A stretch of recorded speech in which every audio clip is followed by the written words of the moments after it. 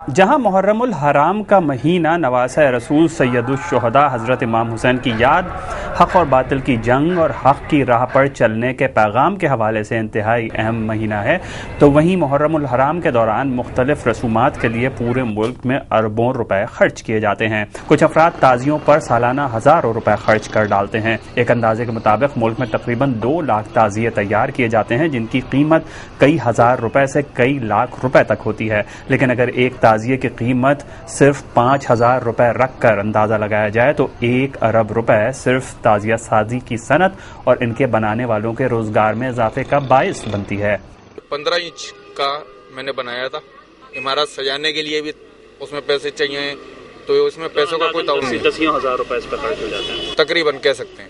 روزہ عاشور ملک میں انفرادی طور پر نیاز کے لیے حلوے، مٹھائیاں اور مختلف اقسام کے شربت رکھے جاتے ہیں۔ اگر ملک کی آبادی کا 50% نکال کر بقیہ 50% میں فی خاندان 5 افراد رکھ کر بھی انفرادی نیاز کے اندازے کے لیے فی گھر 300 روپے نیاز کا خرچ صرف روزہ عاشور کے لیے نکالا جائے تو تقریباً 5.5 ارب روپے صرف روزہ عاشور انفرادی نیاز میں خرچ کیے جاتے ہیں۔ تو 2.25 مہینوں ہے، اس کا ایسٹیمیٹ کیا 300-400 دیگوں کے اراؤنڈ آرڈر؟ جی بالکل ہو جاتے ہیں، اور یہ تقریباً سمجھ لیں کہ اب تو یہ چیلم تک چلے گا معاملہ۔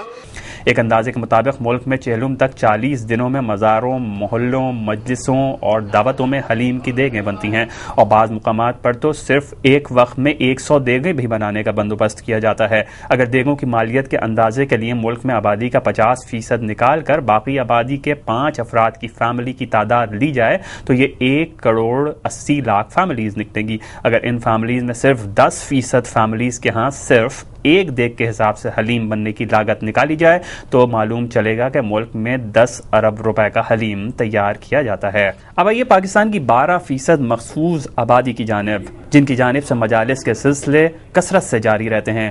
12% آبادی جو 2 کروڑ کے لگ بھگ بنتی ہے کو اگر 5 افراد فی خاندان کے حساب سے اندازہ لگایا جائے تو کل 40 لاکھ فیملیز بنیں گی۔ تقریباً جو 2.25 مہینے کا میں حساب بتاؤں تو یہ ہے کہ 80,000 کے قریب بجٹ ہوتا ہے۔ یہ 40 لاکھ کے لگ بھگ خاندان ایسے ہیں جو اپنے گھر میں کم از کم ایک مجلس کا اہتمام ضرور کرتے ہیں۔ اگر صرف ایک خواتین کی بڑی مجلس کا اندازہ 25,000 روپے لیا جائے تو محرم کے دوران ان 40 لاکھ خاندانوں کی جانب سے مجالس پہ کیا جانے والا کل خرچہ 100 ارب نکلے گا۔ بارگاہیں سجانے، ان میں سونے اور چاندی کے استعمال، مجالس کے لیے لائٹنگ اور ترپال کے اخراجات، مجالس کے لیے اشتہارات اور بینرز لگائے جانے کے اخراجات، سبیلوں کے اخراجات، 1 سے 10 محرم تک شربت پلانے کے اخراجات، کالے سوٹ بنانے اور سلوانے کے اخراجات، مجالس اور جلوس میں جانے کے لیے پیٹرول اور CNG کے استعمال کا اندازہ کسی صورت 10 ارب روپے سے کم نہ ہوگا۔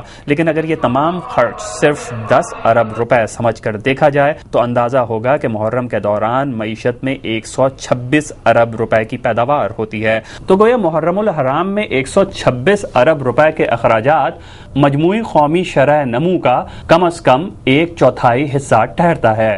کیمرامین محمد ریحان کے ساتھ علی عمران سید، جیو نیوز، کراچی۔